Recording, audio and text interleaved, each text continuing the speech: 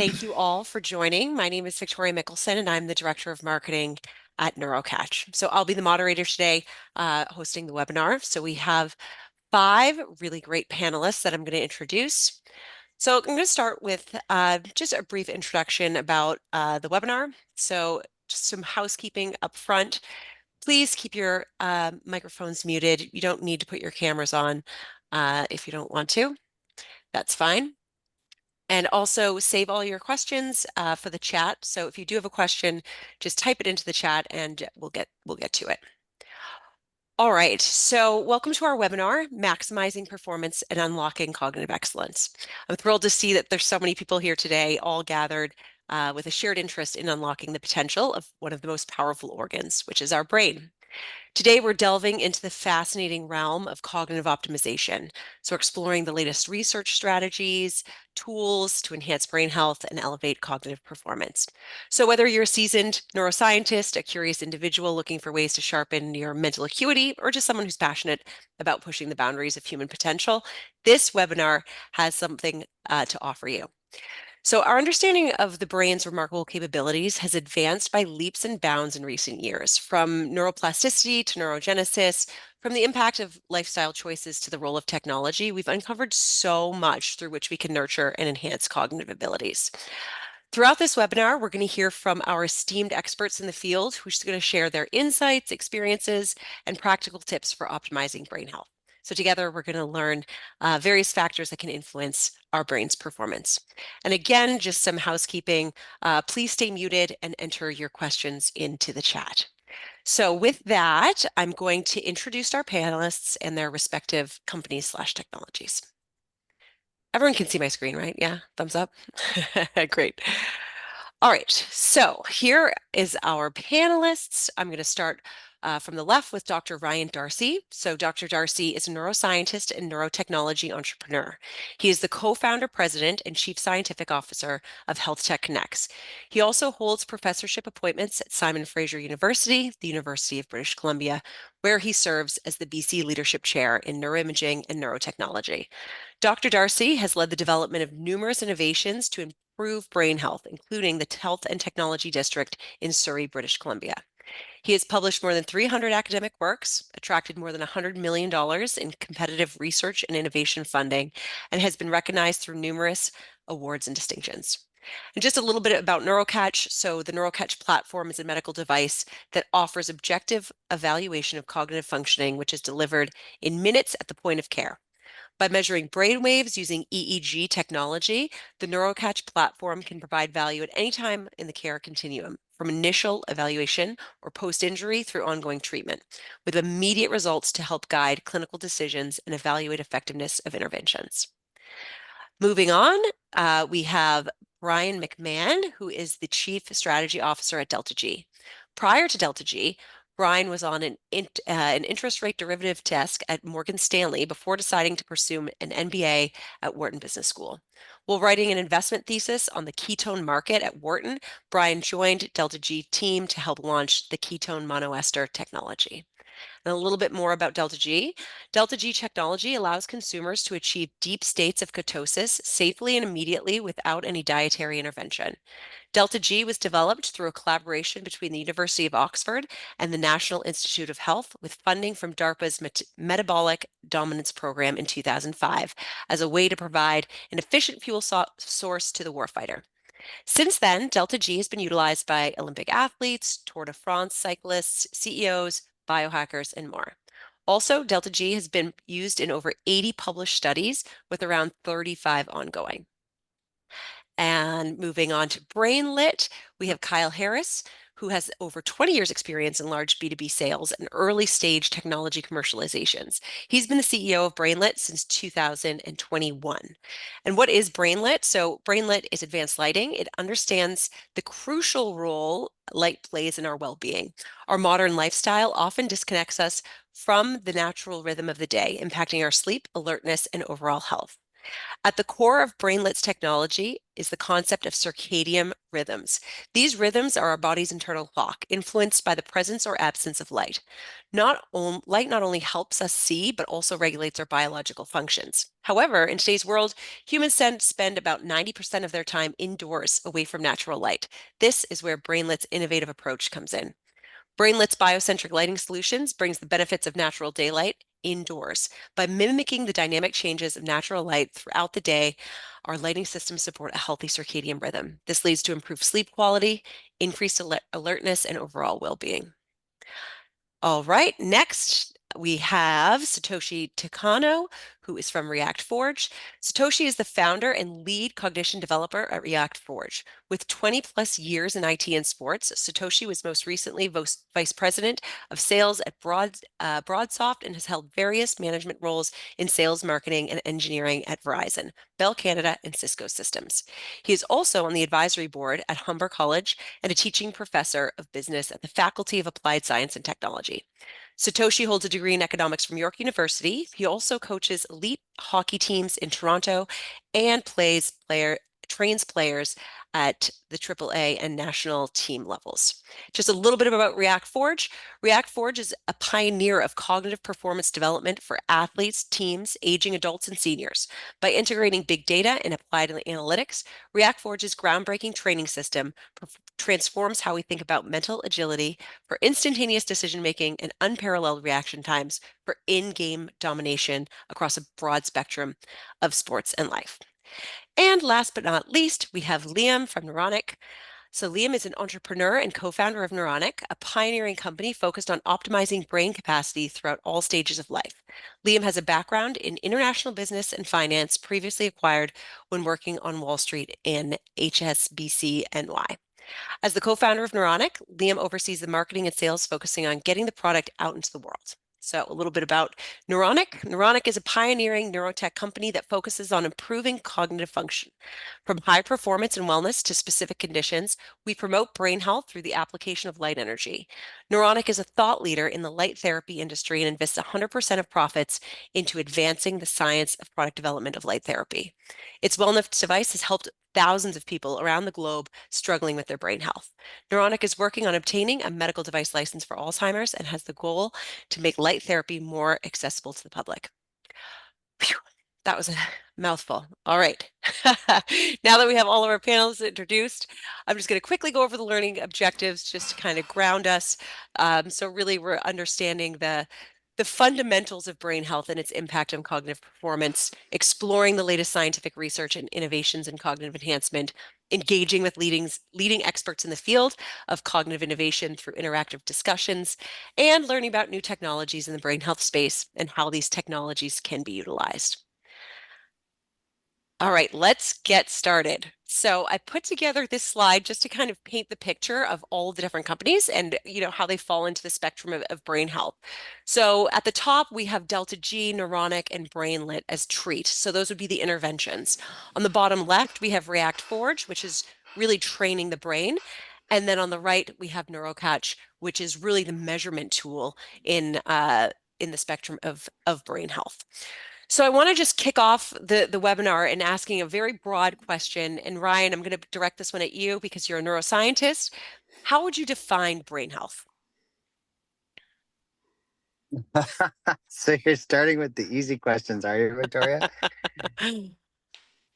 I would define brain health as a shift in the way we're thinking, because historically we would think of defining brain health almost by the opposite, like if you had a neurologic injury or a disease.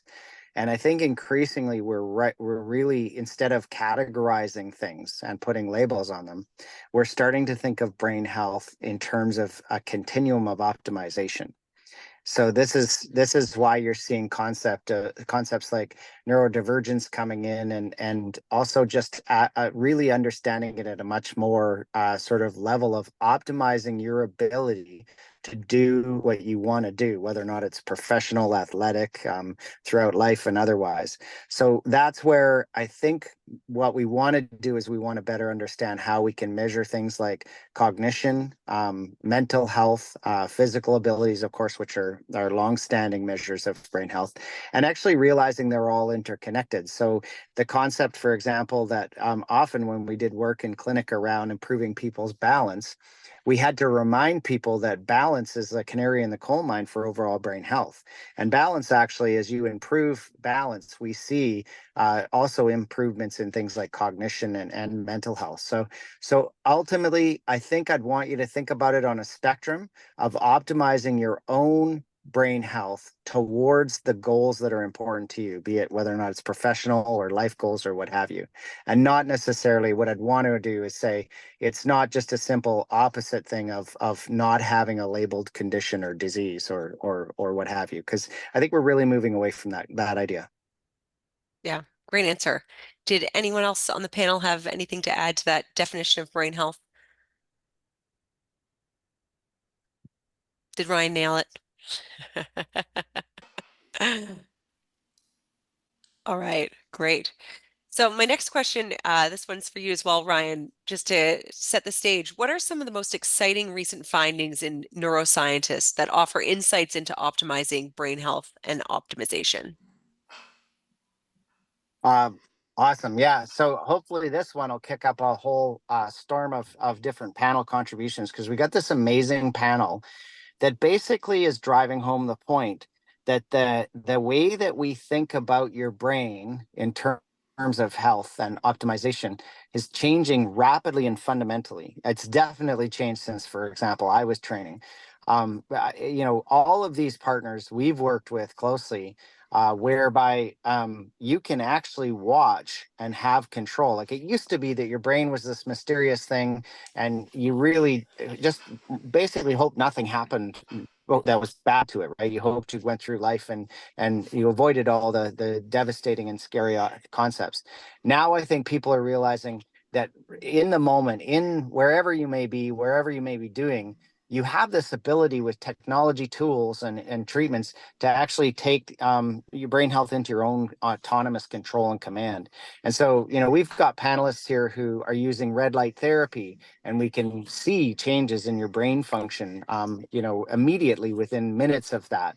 We've got around supplementation and diet and optimizing your diet in ketones, for an example, in performance training. You just have so many examples of things that we're really realizing are massively impactful for your brain health.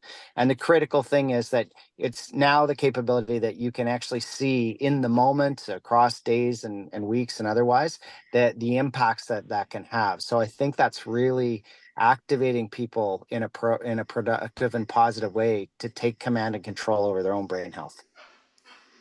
Absolutely. Brian, did you want to say added to that? Yeah, no, I think that was great. And I will say this, Ryan's exactly right. People are starting to change the way they view their brain and how it will develop over time. Where it used to be, okay, well, as you age, cognitive decline is just something that's inevitable, which is still, of course, true to a degree, but it was almost like we couldn't really do anything about it. But now we can actually impact it to a pretty large degree, especially Mhm. with the companies that we have here, where you can prevent certain things. And small example, Alzheimer's. Of course, a lot of it is genetic, but a lot of it isn't. So you can really better your chances by early intervention and be focusing on brain health even at a young age. I think people are starting to catch on and are starting to take that very seriously. Yeah, absolutely. Anyone else before I move on to the next question? I'm going to ask some broad questions, but then I'm going to kind of dig in and call some people out as well. So my next question is focused for you, Kyle. How does biocentric lighting differentiate from traditional lighting solutions in terms of its effect on circadian rhythms and cognitive functioning? So traditional lighting is a very broad concept, right? You go back to incandescent, then to fluorescent, then to halogen, and then ultimately growing market of LED. Um, when you look at what natural sunlight does throughout the day, it changes color, it changes spectrum, it modulates, it rises, it sets. And your natural cellular biology responds to those light changes. During the day, you're energized and focused. When the sun sets, the color changes, the spectrum changes, then triggers your body to create melatonin for sleep. During sleep is when you get a lot of brain recovery, a lot of memory consolidation, and muscular repair. So legacy light doesn't really take into account any of the effects of the modulation, the spectrum. It was great for a productivity increase. It was great bringing people out of the field into the factory. But now that you start to see the rise in intensity and color of blue light in LED, there's a real serious consideration as to what the environment, other than productivity, does in relation to how people respond to too much blue light, too much overstimulus, and then you throw in a laptop or cell phone before bed right in your Hmm. face. What's that doing to sleep latency, melatonin builds, and things like that? So legacy light is great for certain things, but as it changes and becomes brighter and bluer and more intense and longer into the evenings, then you're starting to really have, kind of detrimental downstream effects. And a lot of that can be pointed towards obesity and cancer risk and dementia risk because you're not getting those same solid sleep patterns. And legacy light is also driving a little bit of that reduction in total sleep. You've seen humans lose about an hour of sleep of night for every decade over the last number of decades. So if that continues, we're just getting less sleep, which we need for recovery and repair. And I do have a slide that I wanted you to kind of walk through. So how is Brainlet being used for athletes and performance optimization? So we do, I mean, these two to the left, the kind of the chair environments are in user modalities where someone's doing a recovery boot or massage therapy or something. Um, the one to the right is Messi in Inter Miami after he won Player of the Year. Um, but those are just the LAMP version of kind of single user. When you go to team environments, or let's call it institutional environments, it's everything from schools to retail stores to full locker rooms and training facilities. You pick up not just the individual, which in performance, the player always gets the best things. Well, there may be 200 or 300 people supporting that player. If you start to build out the ceilings of all the facility, now you're elevating the enterprise human capital asset of the people through light. And when you think about how sports teams operate, some of these people during the season are in the building 16 to 18 hours. And if you've been in a stadium or training facility, there's very few windows once you get inside the building.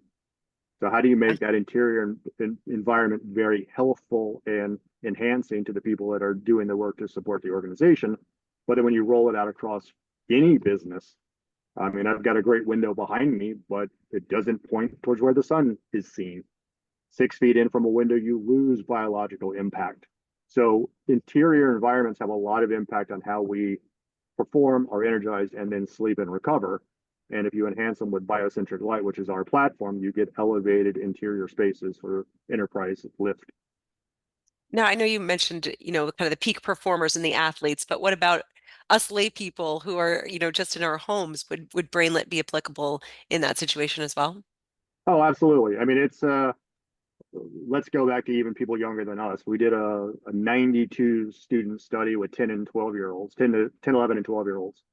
And by putting biocentric light into their classroom environments, there was a 6% increase in processing speeds and an 11.8% increase in math skills Hmm. because the way your brain receives the light and then is able to focus while being taught is a huge impact. And then when you do stuff where you put a biosensor for sleep data, we've seen 2 to 22% increase in biosensor data on the sleep patterns of people in terms of sleep latency reduction or better sleep cycles or longer sleep. We're not going to make you sleep 18 hours. Most people will have an alarm to get up at a certain time, but if we can maximize the number of hours you are sleeping with the best complete cycles, then that's where you get the benefit of the greatest recovery and repair. Thank you.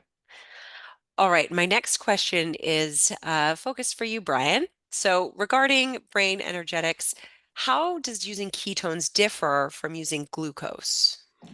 Yeah, so of course your brain can use a few other energy sources, but the two main ones are going to be glucose and ketones. So unless you're follow a ketogenic diet or you just took some of our product, your brain is going to be using exclusively glucose. Glucose is a very effective fuel source, especially for the brain, but it's a very messy fuel source, especially if you use a lot of it over time. That's why we usually will become more insulin resistant over time.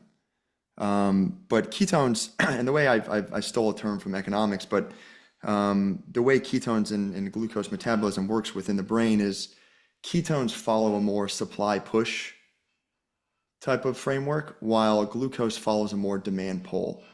So for ketones, regardless of energetic needs within the brain, there are going to be circulating ketones within the brain. So that is why, for instance, if you have an MTBI or TBI incident where receptors are affected, transporters are affected, insulin is affected, none of that really matters with ketones because ketones are going to be circulating in your brain. So all the energy that's needed is right there for the neurons to use. While glucose, it operates more in a, all right, well, what are my energy demands? And I'm going to pull glucose. So that's why it's more of a demand pull. So that's really important, especially as it within the brain.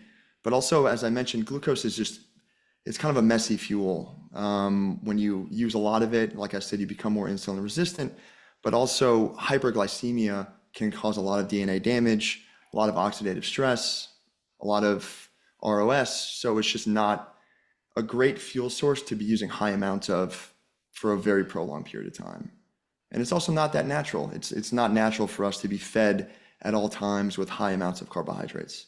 So that's why I think our product is pretty interesting for people, for all people, because if you can actually use ketones as your brain's primary energy source on demand for a few hours a day, that can really help those negative side effects of glucose. Absolutely.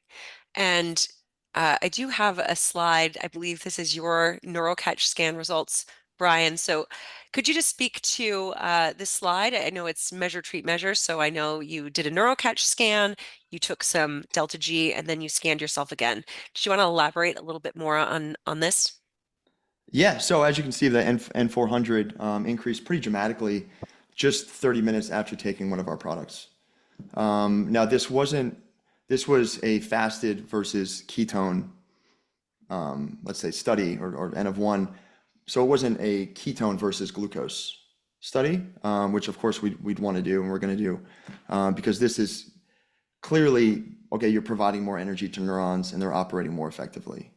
But we do have really, it was a seminal study for us just on brain health, brain energetics. It was on network stability. And they actually did do glucose versus ketones and fasted. And they noticed, I think it was an 87% increase in brain network stability. Wow. So how good your brain networks are communicating to each other. Because when you age, you really lose that because of certain issues with stress, but also, of course, insulin resistance. So it's not just that ketones are providing energy, ketones are providing a very clean, efficient form of energy to the brain. Thank you. And Ryan, I'm going to call on you. I know Ryan's seen a few NeuroCatch scans in his time. Did you want to comment on kind of the N400 and how the delta G is affecting brain performance? Yeah, what I really like about those results, and we're seeing this with a number of the innovative things that are on this panel, you don't really have to have a concern of, well, is that a test retest?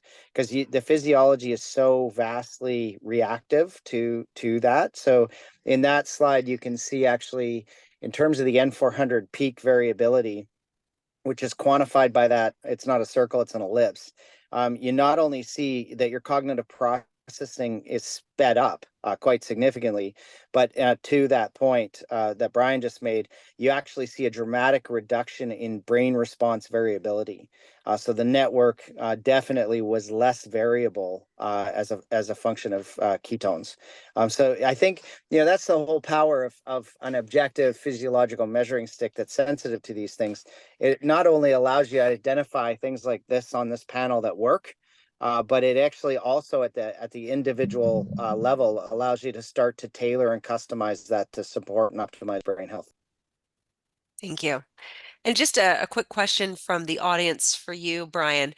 The question, I thought that glucose and ketones were the only sources of energy for the brain, but Brian mentioned that there were others. What are those others?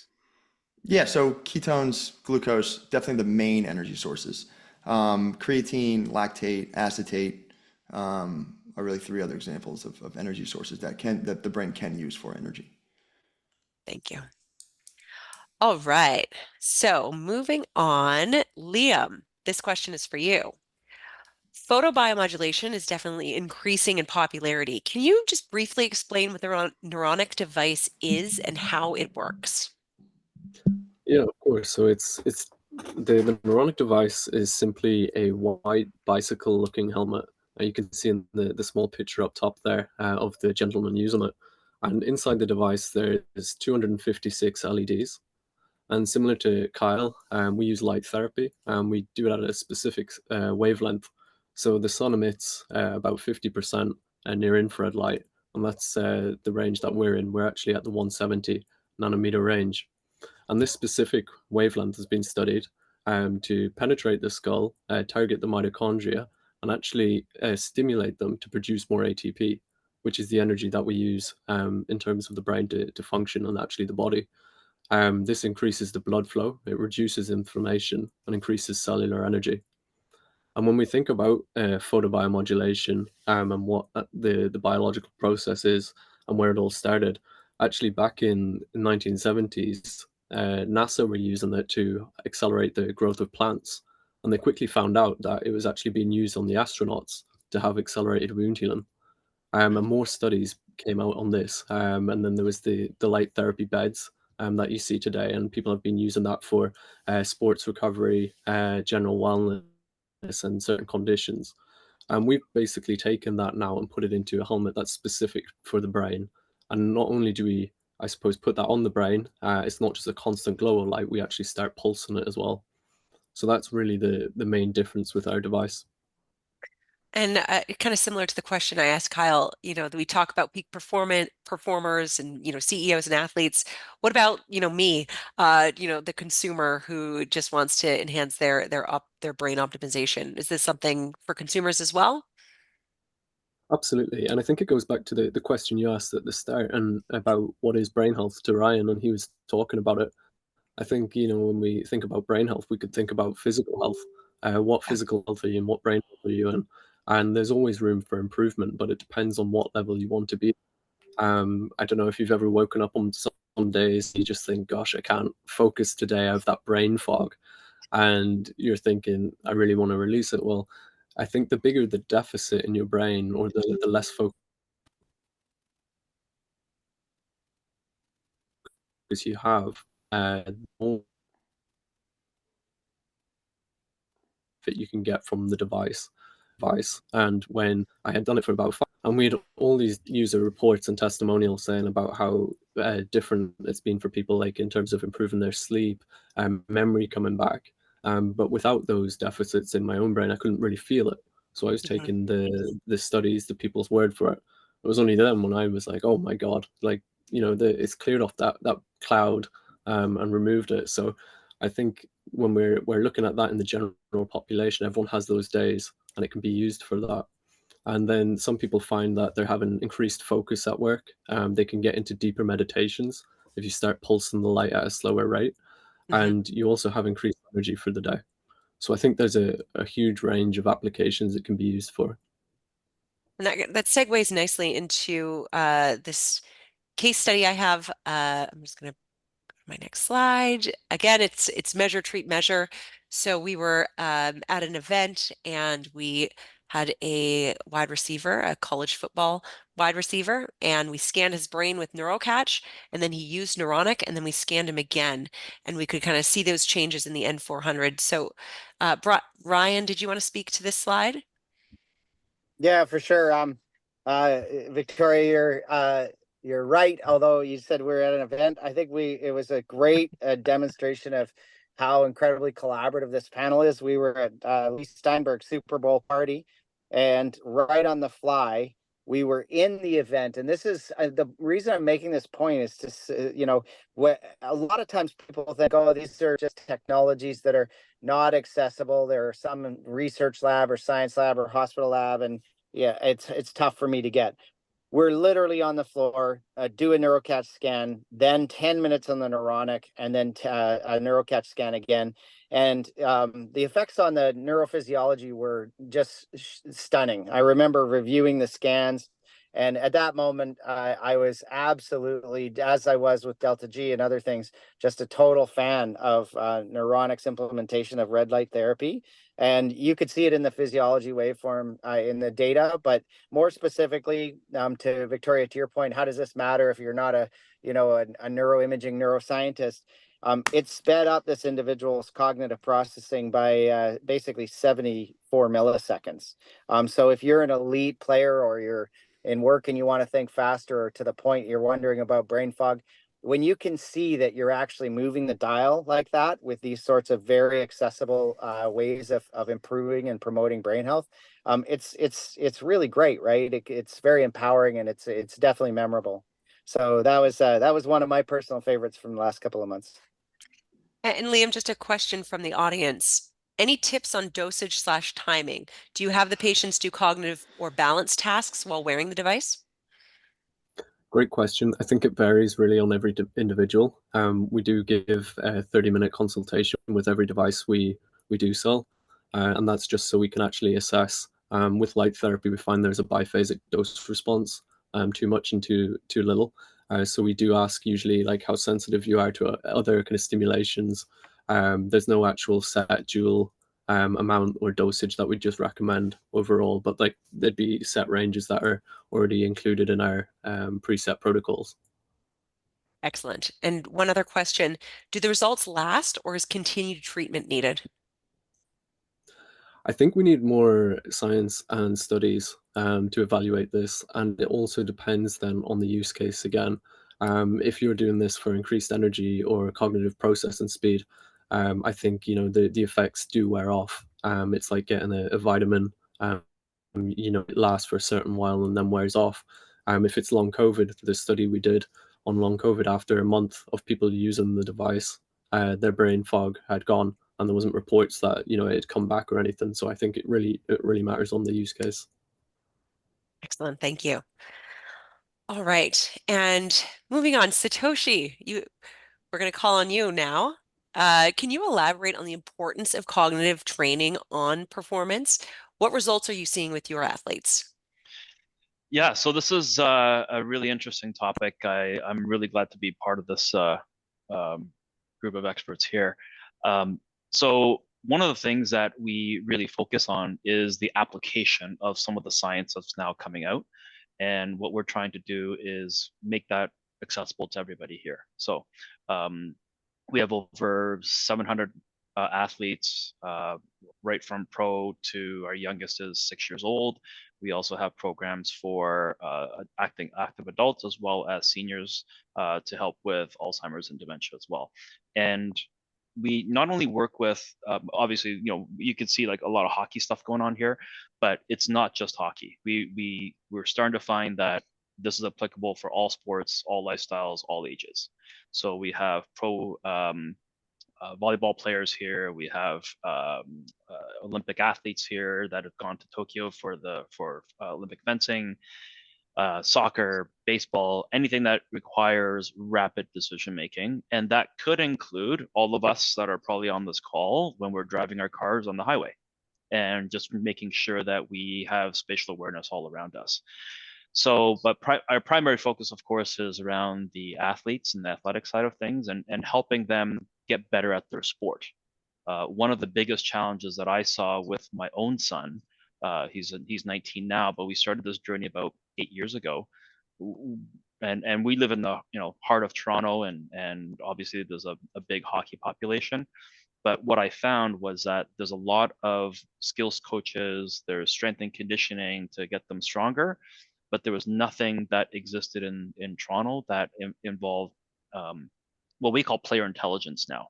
So how do we get them to be smart? How do we get them to be intelligent? How do we get them to be at the right place at the right time? Because hockey, is a very fast sport, but you have to add timing to this equation as well. So what we're doing here in this facility is applying all the science that's out there today. So the cognitive motor movement, and we have about 400 different protocols that we use. We in fact measure everything. So behind me is a real-time dashboard that we use for all athletes when they're here. And that does include the NeuroCatch data integrated into that dashboard as well. So anytime that they're here, they get to see exactly what their results are like in real time. And then every player that comes in here does have get a NeuroCatch scan. So the benefits, of course, is the ability to then apply that in their sport of choice. So whether it be hockey, baseball, soccer, fencing, tennis, whatever. We also have auto racing, which is a passion of mine. But they're now able to take some of the stuff that they do here, that they train for approximately 90 minutes. The minimum amount of time that they're with us is 15 hours. So in that time span, they're generating a lot of data. They use that data for their own advantage to say, here's what I can do with Satoshi here when I'm training the brain. I could certainly do that in my sport at that point. And so working with some of the folks that are on this panel, we're now able to integrate some of that into their training as well. So whether it be Delta G or Neuronic or Brainlit, we're always looking for new partners to work with, and obviously NeuroCatch is a pivotal partner to work with. So we're now using this facility as well. We're now calling it the Cognitive Performance Institute, because we are trying to be more of an institution to help educate the entire industry on the technologies and solutions that are available, that it doesn't just sit in a lab somewhere like I think it was Liam that mentioned it, that we want to make it as easy as them just walking through this door and they can get access to everything here. And so with some of my IT background, we're now integrating all the data, making it accessible, and it generates a really fun opportunity for the athletes that are here, because they're super competitive. And yeah, so we have a blast, but it's really on the application side of everything that we're doing. I think that's something that's now becoming a thing in the sports industry, which is the cognitive performance side. And so you mentioned that you were in Toronto. So does the client need to go to Toronto? Do you have any other, satellite facilities? Yeah, so great question. So we started this journey, many years ago. We've now kind of raised interest with a lot of the trainers, whether you're in strength and conditioning or whether you're on the science side of things. We're now expanding to increase the trainers that are available across North America and globally. We do have a certification program that's in-house here. So then once you get certified here, then obviously you go and operate all of our protocols in those locations. We currently have about 20 certified trainers throughout North America. We're constantly training new trainers here, and so that anybody can really pick it up. Thank you. All right, so there is a lot of questions coming in about two main topics, which were on my list, concussion and then dementia and Alzheimer's. So I want to kind of start with concussion. What are we doing to alleviate concussion symptoms, to help with return to play? I know that, all of us have been touched by concussion at some point, and I know that each one of you on the panel has something to say about concussion. So, Kyle, did you want to start? So kind of from a light standpoint, the overarching view is stay away from it post concussion. Okay. When you start to think about days and weeks after the initial event, whether people are getting outside, starting to get access to any natural light. Well, if they're not, because they're recovering from some other injury, then BrainLit can create an environment that's going to enhance their performance and recovery. But initially, there's a lot of just stay away from light because the visual receptors are too sensitive to it in a post-concussion environment. So there's a period where I don't think any light is actually good, or at least the visual light. Maybe some of the red light could be, but from our standpoint, we don't work in a lot in the red light arena. So we're doing a lot of the intrinsic photoreceptor light spectrum at 480 nanometer for blue, and that tends to be something you want to shy away from post concussion. Yeah, that makes sense. And Liam, how about neuronic? What's going on with neuronic and concussion? Yeah, I think Kyle separated it well, like with the visual side, because obviously we would be kind of advocating that people should be getting the near infrared light, but it's not really through the eyes; it's completely through the actual brain, so or through the skull. So that's working differently, and I think we've seen quite a few people use it for concussion or TBI. I think it was this week or last week we put out a press release actually, including Gray Maynard, UFC fighter, formerly ranked #1 in the world. Obviously, in a combat sport, you're going to receive many injuries to the head, and he suffered with TBI. And after months using it, looking at the pre and post scans, we can see like a huge increase in his mental acuity, and even like after speaking with him, his own testimonials, we've seen like a huge increase. So I think it's something that we need to do a larger study on. Hmm. These obviously are like single case studies, and that's something that we're excited for to develop in the future. Yeah, that is exciting. And Brian, how's delta G and concussion? Good, yeah. So there's really two areas now with using the ketone monoester technology. First is as a prophylactic, and then as a treatment. So it's really two different areas. You can do it for both, and we recommend it for both. But on the prophylactic side, right now it's in data collection mode, but it's the largest ever ketone trial. I think it's 400 participants. Special Operations Command, so the Department of Defense is funding this study with IHMC, using our technology as a prophylactic at what they call jump school. So where you learn how to jump out of airplanes. Crazy high TBI incidence rate. But it goes back to what I mentioned earlier. When you have an incident like an MTBI or a TBI, glucose metabolism is impaired. And for all the reasons it is impaired, those impairments don't seem to affect ketone metabolism. So it really is just providing energy to neurons that they wouldn't have otherwise. And then and we're talking about the treatment side, it's same kind of deal, but it's more about oxidative stress, inflammation, but also energetics. So however bad the TBI is or the MTBI, that's how long your glucose metabolism is impaired. But last year, we're starting to get more into the NFL, and Derek Carr, quarterback, had 2 pretty serious concussions, and we reduced his return to play by I think 20% versus the league average. Wow. And if you're a starting quarterback for an NFL football team and you miss one game, that can make the difference between a season. Yeah. So really, really important stuff. But yeah, it's and I keep saying this word, but a lot of it is about energetics. And if you're able to provide a really clean, efficient fuel source that isn't impaired while the other main energy source is impaired, that would be probably a really good thing to use. Yep. And Ryan, this one's kind of a no-brainer. Can you speak to some of the most recent concussion studies going on with NeuroCatch? Yeah, for sure. I think the group's covered this off really nicely. It's really an interesting time to be watching concussion, and not just concussion. Actually, we've really been spending time on the whole concept of subconcussion.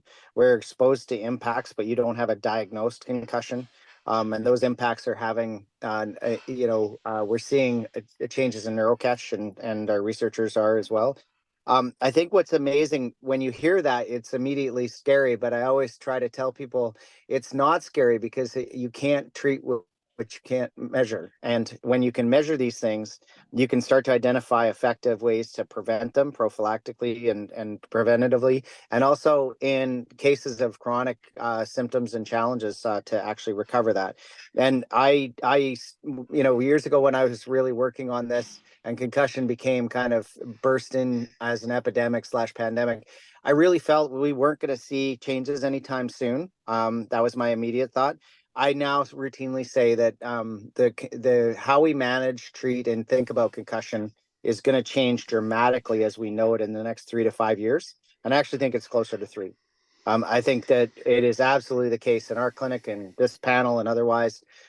You can now provide the brain with all sorts of things, be it light, be it diet, be it exercise, that allow it to be protective.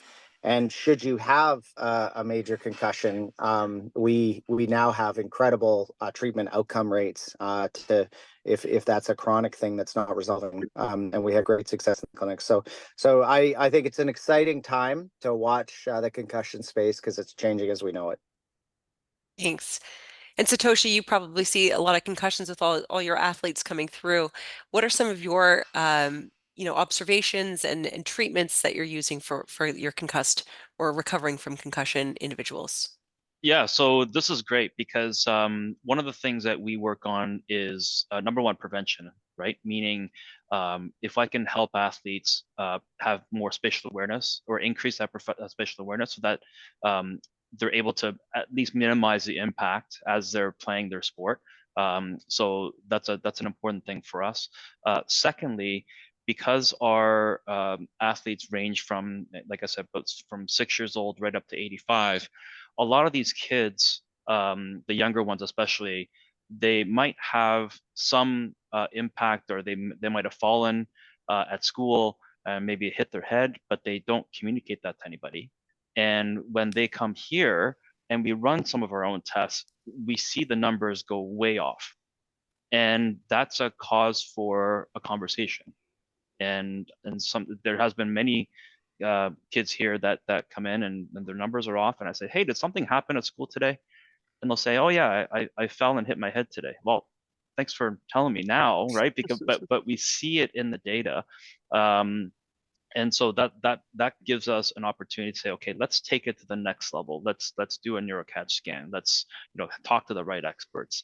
So sometimes we just become simply a gateway for that conversation to even happen. Because like I said, younger kids are falling, all the time. But from a treatment perspective, as they are recovering, and that could be whether it be concussion or maybe it's a physical injury. Maybe it's they broke their arm or they have an ACL tear. Whatever the injury happens to be, we could still work on their brain here as well. So we do have a lot of athletes that come through our facility saying, yeah, I'm recovering from XYZ injury, but can we still work on the brain? So those are some of the things that we see here. Thank you. And just for the guests or the participants, please put your questions into the chat and we can answer them as we go.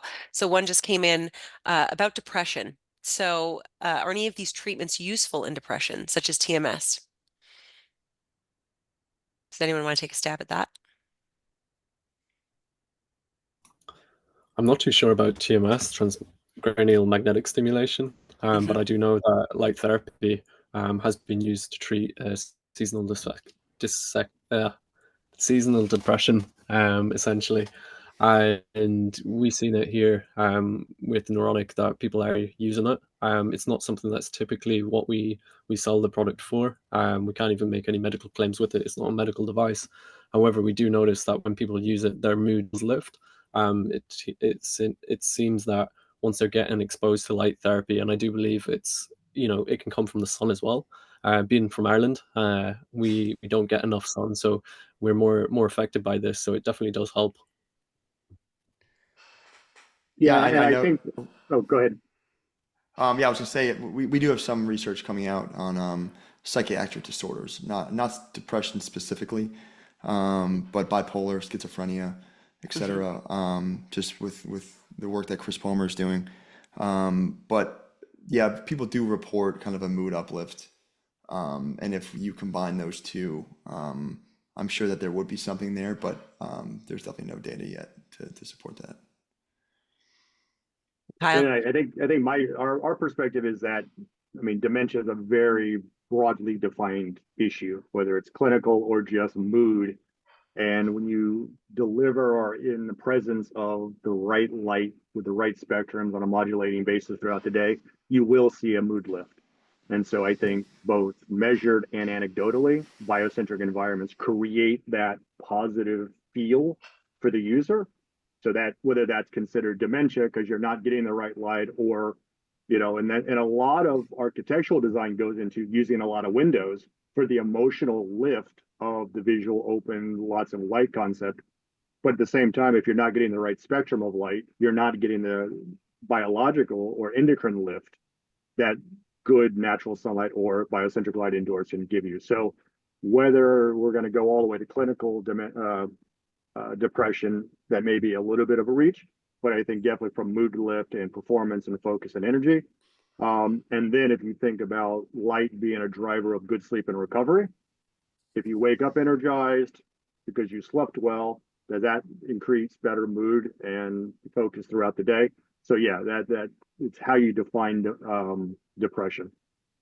Right. Yeah, I'll jump in just quickly to say, I think it's the question is a good one because it's driving at the complementarity of this. When you think about something like TMS, you're really thinking about booking a session that's intended to be kind of a very time limited interaction.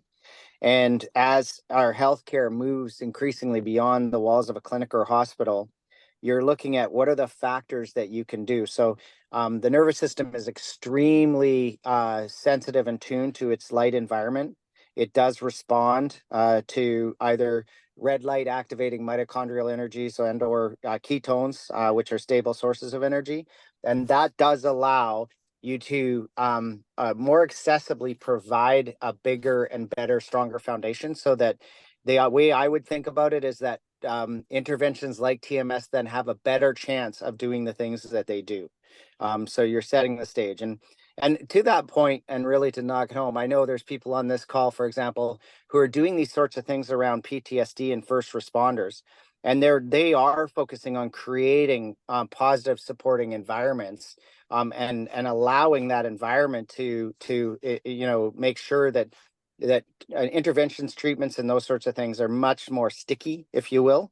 And I think those are key factors. We see that in clinic with our you have to be much more looking at the factors that brought the condition, which were chronic and consistent, and addressing that with factors that can help ameliorate that. Well, and Ryan, you point to an interesting thing. Some of these things, like concussion or PTSD, are post event driven responses. We look at environmental. Where is someone spending 8 to 10 to 12 hours a day inside a box with a light above their head? That's doing something to them individually and as a group of employees.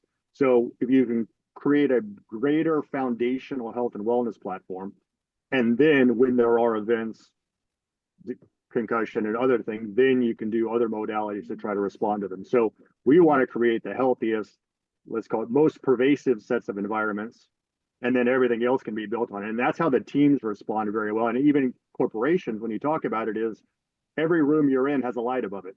Is that light being used to raise the enterprise value for your organization? And then anything else you want to train against, work out against, or on, how does that get elevated as well? So we look at it as foundational, because it's in every building that you spend a lot of time in.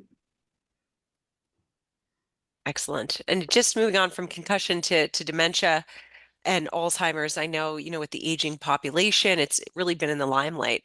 Do any of the panelists have any research going on in the dementia Alzheimer's space that you'd like to share? Or use I mean, Sure, cases? I'll quickly jump in here just to say, because it's a nice transition. Increasingly in dementia and healthy cognitive aging, when you're worried about risk factors, there is a massive push in the area to understand these factors, be it our light environment, our diet, and our nutrition, our vascular around exercise, etc., are massive factors for brain health. in general. And certainly, yes, I think there's a lot of good research going. We just actually published a NeuroCatch paper showing we could measure folks in care in the last stages of their lives, and are sensitive to different cognitive impairment levels. And I'll just finish what I'm saying with, as a neuroscientist who wants to stay on this planet for as long as humanly possible, the factors I am tracking are what's going into my body, what light is stimulating my nervous system, the neuromodulators that are coming from exercise and from different ways of promoting these factors, much more so than looking for when the drug company is going to create a pill that's going to save me. Anyone want to add to that? Yeah. Yeah, and I know it's only going to get worse, because I think I saw a stat the other day that here in America, 60% of the population is pre-diabetic or diabetic. And if you have metabolic dysfunction like that and insulin resistance in the brain, it's only a matter of time when you develop some form of dementia or Alzheimer's. So really getting in front of that is eminently important. So we've had a bit of work on it 10, 15 years ago. Just conceptually, it makes sense to provide this energy source that doesn't require insulin to be used and taken up by the cells. But yeah, for instance, like I don't have any kind of Alzheimer's or dementia in my family's history, but you can be sure that my parents, they had no choice but to be taking ketones every single day. The downside just isn't there, and it could be a really interesting preventative. Yeah. And is Delta G doing studies in dementia and Alzheimer's? Or is that in the pipeline? Not right now. Not right now, I don't think. I don't think there's any ongoing. I mean, I think we've definitely found that there's a direct correlation between light and sleep, and a lot of brain health is supported by better sleep, because that's when you flush plaques and other things throughout the multiple cycles that you may be able to achieve in those 90-minute sleep cycles. So there's, I think, Brian, you used the word prophylactic, right? Can you get in front of it?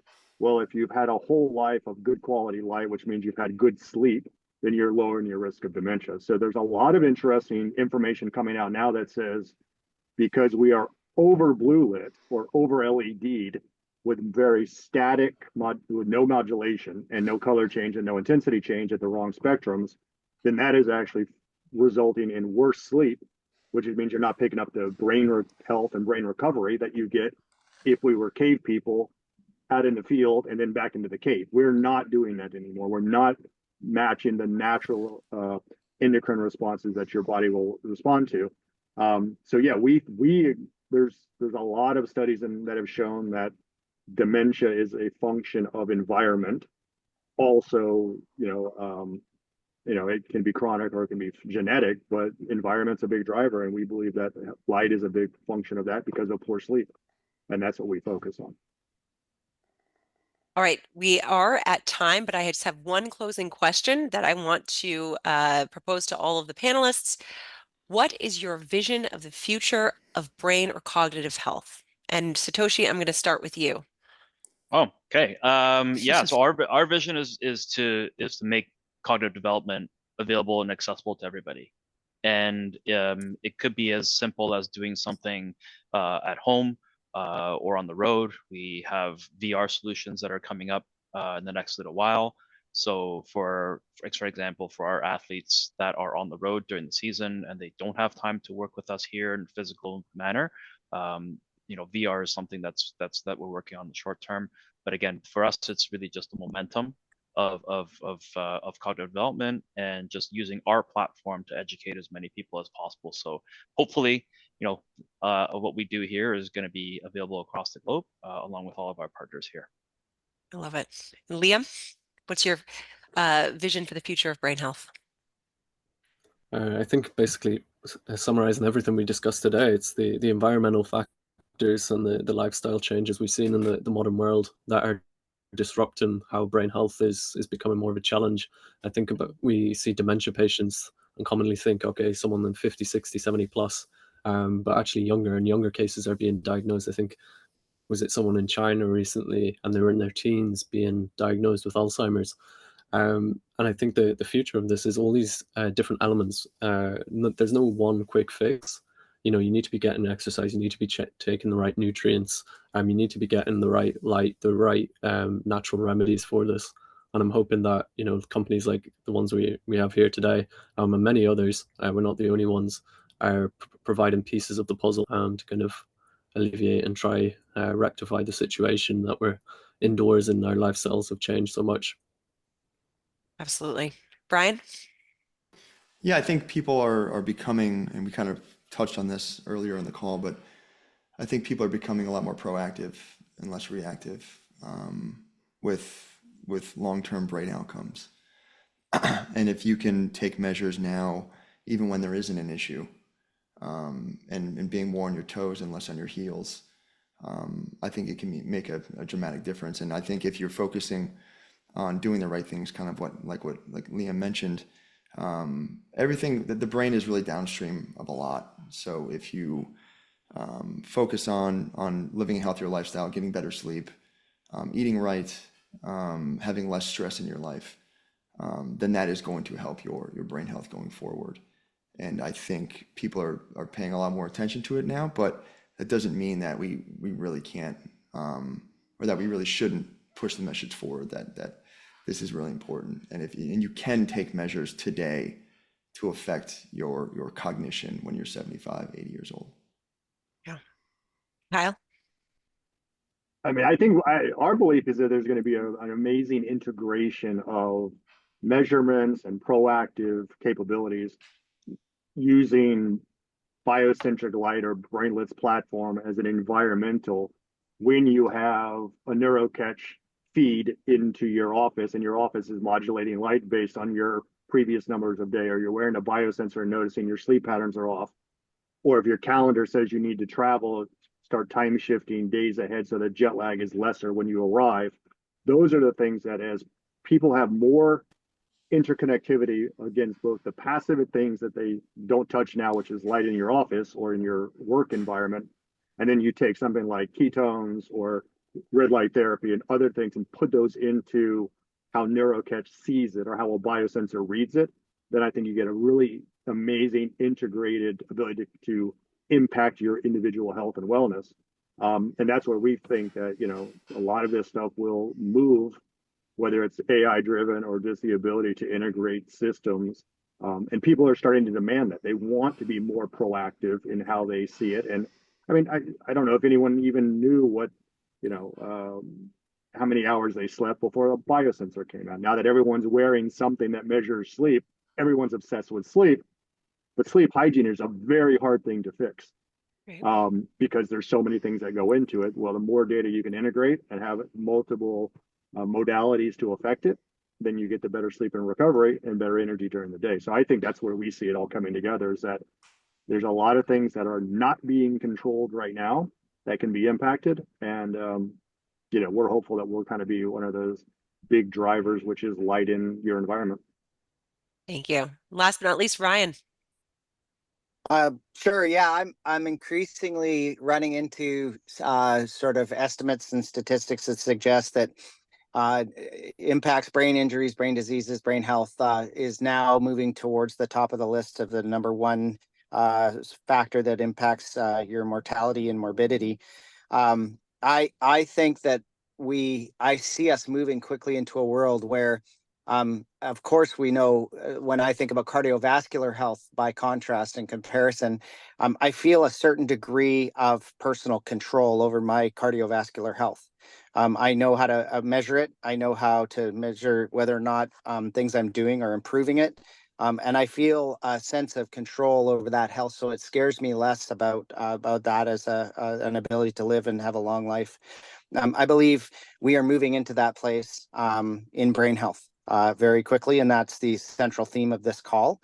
And we're looking at concrete, real-world examples that people on this call and on this panel can take away and find others, these ones or others like it, to have that same sense of control over your brain health.